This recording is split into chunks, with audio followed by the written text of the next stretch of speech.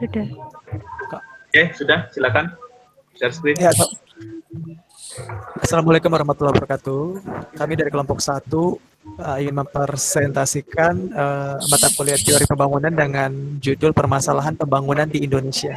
Yang akan membawakan presentasi bukan saya, tetapi teman kelompok saya atas nama Nade dan Sandy. Saya persilakan untuk Nade.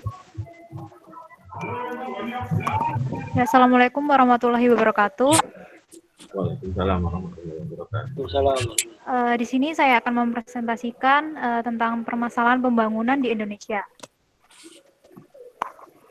Yang pertama yaitu pengertian pembangunan dari Siagian, yaitu pembangunan suatu proses tanpa akhir. Terus yang kedua, pembangunan usaha secara sadar yang dilakukan terus-menerus. Yang ketiga, pembangunan dilakukan dengan secara berencana dan perencanaannya berorientasi pada pertumbuhan dan perubahan.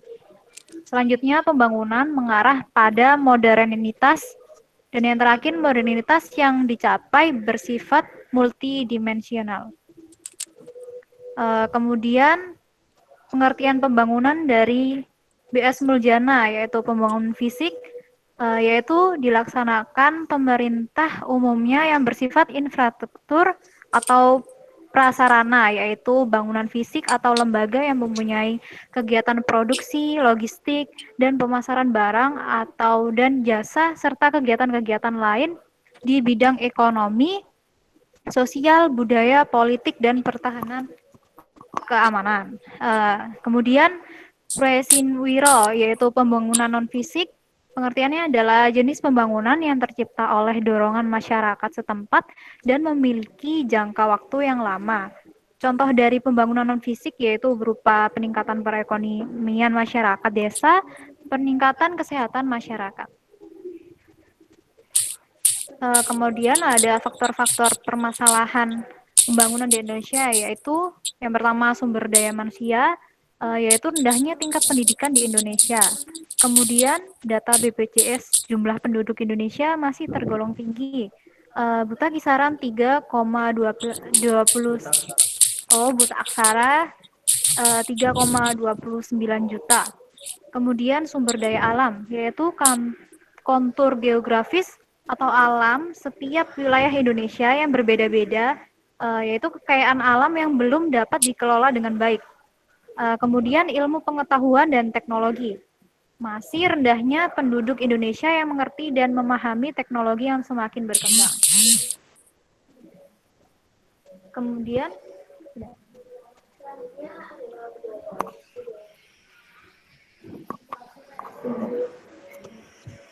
selanjutnya adalah budaya. Budaya masyarakat perkotaan yaitu malas korupsi dan juga egois. Yang kedua adalah budaya dari masyarakat pedalaman yang belum mengenal pendidikan, yaitu sulit menerima budaya, modernisasi produksi, dan lebih mempertahankan budaya tradisional dalam bekerja.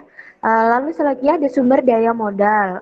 Untuk faktor permasalahannya yaitu untuk membangun kualitas iptek, membangun infrastruktur, dan mengembangkan usaha kecil masyarakat. Selanjutnya ada permasalahan pembangunan daerah. Di sini kami mengambil contoh kasus di Kabupaten Mimika, Papua Barat.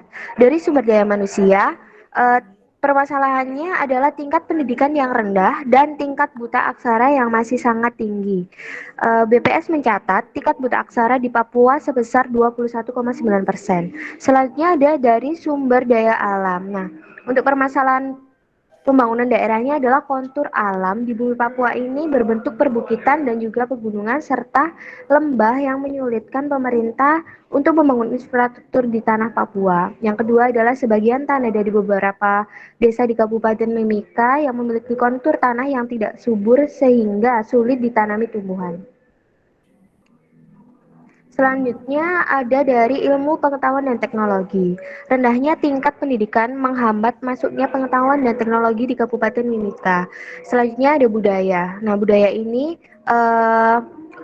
masyarakat masih cenderung mempertahankan budaya tradisional dengan cara bergantung dengan alam dengan pengelolaan yang sederhana. Selanjutnya ada sumber daya modal, yaitu kurangnya minat lembaga keuangan untuk membantu masyarakat Papua dalam mengembangkan usahanya.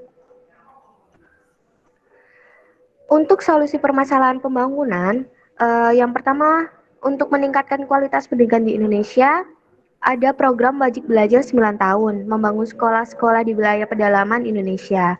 Untuk dari segi pengelolaan sumber daya alam, bisa memanfaatkan potensi kecerdasan anak negeri untuk mengelola sumber daya alamnya sendiri. Yang kedua adalah mengelola sumber daya alam dengan memperhatikan lingkungan sekitarnya.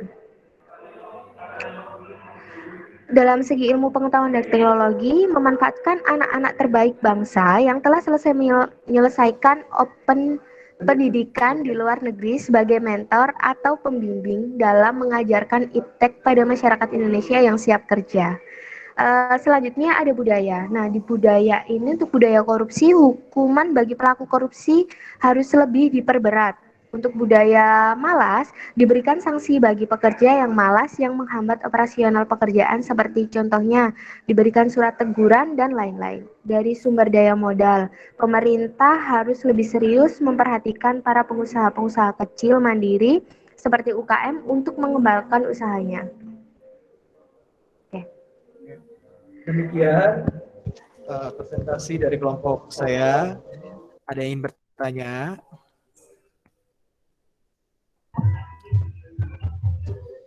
Ada yang ingin bertanya? Kedengaran suaranya? Dengar kok, Ridwan. Ada yang mau bertanya? Silakan. Silakan. Dani mau bertanya, Dani? Saya mau tanya, Pak. Dani. Boleh.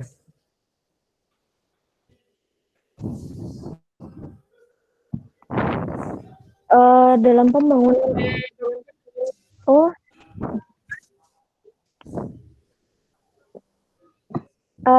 nama saya Pak Ilivia, NIM 41.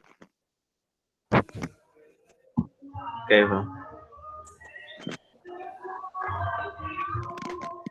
Mengenai pembangunan, perencanaan pembangunan di Indonesia kan ada RPG,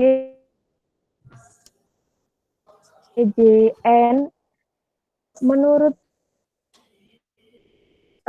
kalian, apakah perencanaan pembangunan di Indonesia itu sudah ideal? Karena itu kan ada jangka waktunya tertentu ya. Itu sudah idealkah atau tidak? Lantas, perencanaan pembangunan seperti apa yang cocok diterapkan di Indonesia? Terima kasih. Ada lagi?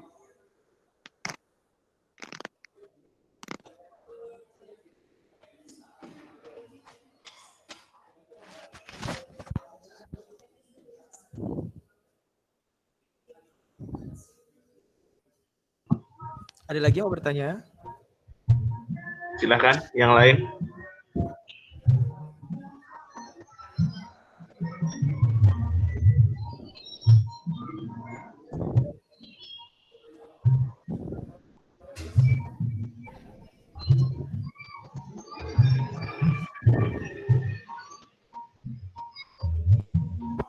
Mohon jangka panjang.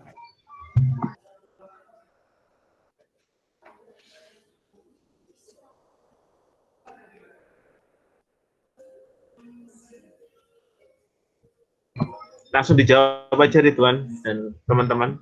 Ya. Pak, tidak ada. Ya, coba saya akan menjawab pertanyaan Eva ya. Tadi Eva nanya apakah perencanaan pembangunan yang sudah ditetapkan oleh pemerintah itu sudah ideal ya. Kalau menurut saya sih pemerintah sudah sangat baik ya, maksudnya sudah cukup baik dalam perencanaan pembangunan di Indonesia. Karena kan dia sudah membuat petanya ya, maksudnya adalah jangka waktunya ada rencana pembangunan jangka panjang, jangka pendek, terus juga ada menengah gitu kan. Nah, tinggal pelaksanaannya saja apakah bisa berjalan dengan baik atau tidak, balik lagi ke yang membuat perencanaan dan orang yang mengelola perencanaan tersebut gitu. Yang terjadi sekarang adalah perencanaan sudah ideal tetapi pelaksanaannya tidak ideal, dalam arti kata anggaran untuk pembangunan A misalkan sudah dirancang bagus-bagus untuk 5 tahun ke depan, yang seharusnya anggaran 100 miliar misalkan, dikorup jadi 300, jadi berapa ratus juta seperti itu. Terus anggaran jangka panjang misalkan pembangunan ini untuk jangka menengah panjang, pembangunan jalan tol Trans Papua atau seperti apapun itu, yang seharusnya berjalan dengan jangka 5 tahun, tetapi dalam pelaksanaannya molor menjadi berapa puluh tahun, ya mungkin karena dalam pelaksanaan itu terjadi ya itu penyelewengan, korupsi segala macam, itu yang membuat pembangunan di Indonesia itu terkesan tidak ideal. Menurut saya adalah orang-orang pintar di sana sudah merencanakan pembangunan di Indonesia dengan sangat baik. Ada RPJ, pembangunan jangka panjang, jangka pendek, tapi pelaksanaannya yang disalahgunakan oleh oknum-oknum tertentu, itu yang menjadi kendala kenapa pembangunan di Indonesia itu tidak berjalan dengan baik. Dan yang kedua adalah tidak semua daerah atau wilayah di Indonesia bisa menerima perencanaan pembangunan diterapkan oleh pemerintah. Ini menurut saya, misal gini, pemerintah mempunyai rencana jangka panjang untuk pembangunan di tanah Papua. Kita ambil contoh tanah Papua. Jangka panjangnya adalah membangun Trans Papua, itu kan berguna untuk berpuluh-puluh tahun ke depan dengan target sekian. Itu mungkin bisa jadi rencana yang sudah dibuat oleh pemerintah bisa molor, karena kan kontur alam di Papua itu kan berbukit-bukit, pegunungan dan segala macam, dan butuh ekstra kerja keras dan anggaran yang banyak gitu loh. Kalau balik lagi ke yang tadi saya bilang, perencanaan yang dibangun oleh pemerintah kalau menurut saya itu sudah ideal, tetapi pelaksanaan yang tidak ideal karena banyak oknum-oknum atau pemimpin-pemimpin yang kurang integritas, anggaran dipotong segala macam, itu yang membuat pembangunan di Indonesia terutama di daerah-daerah terpencil itu terbelakang. Sudah cukup puas atau belum, Eva, jawaban saya? Atau ada tambahan?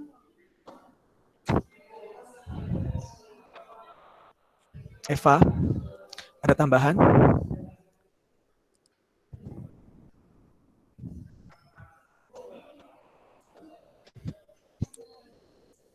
Halo?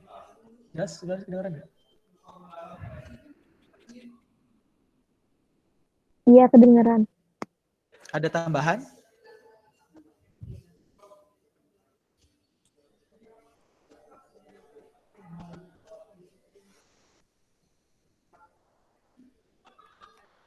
Atau yang lain mau menambahkan?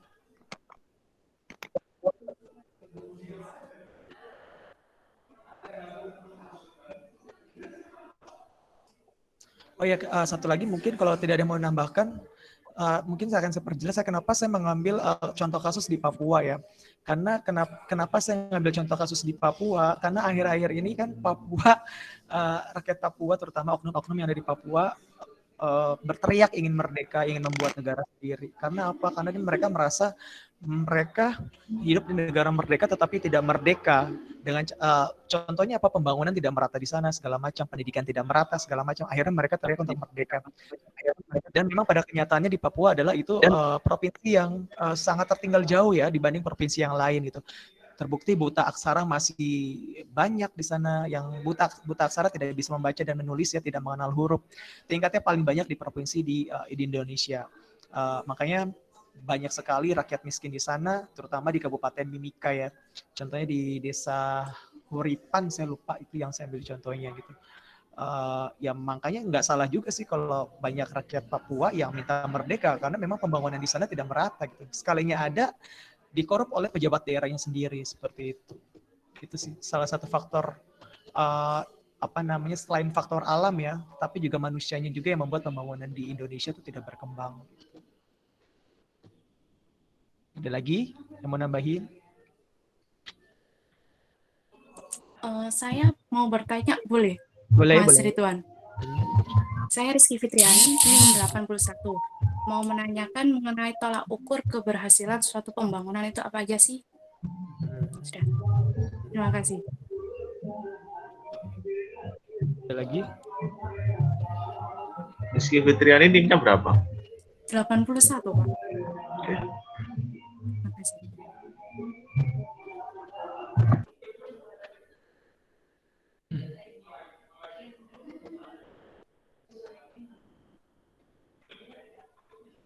Ya, kalau saya baca sih ya, indikator yang saya tahu dan yang saya baca untuk indikator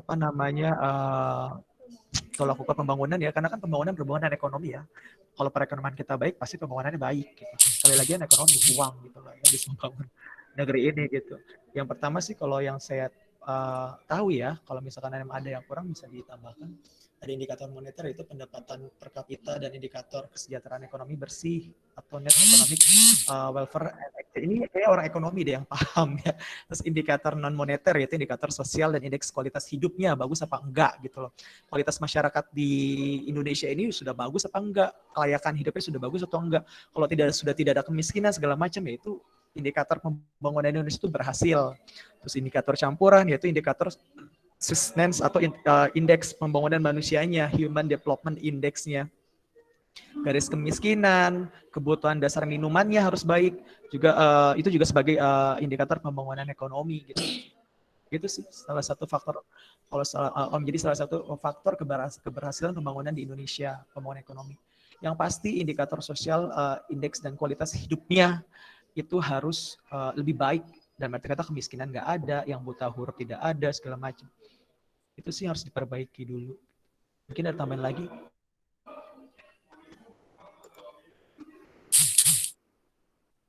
Gimana Rizky? Oke Mas, cukup. Terima kasih. Atau ada mau nambahin?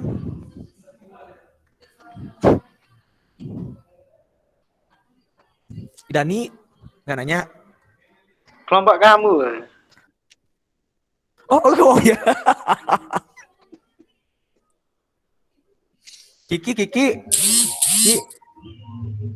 Enggak, Ridwan. Kiki nggak nanya Ki. Enggak.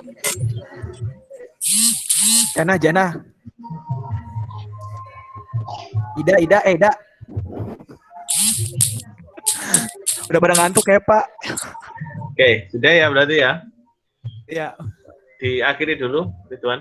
Ya, terima kasih atas presentasinya walaupun agak telat ya malam ini. Saya nunggunya sudah cukup lama Pak. Terima kasih, semoga bermanfaat apa yang kami sampaikan dari kelompok 1 tentang permasalahan pembangunan di Indonesia. Assalamualaikum warahmatullahi wabarakatuh. Waalaikumsalam warahmatullahi wabarakatuh. Assalamualaikum warahmatullahi wabarakatuh.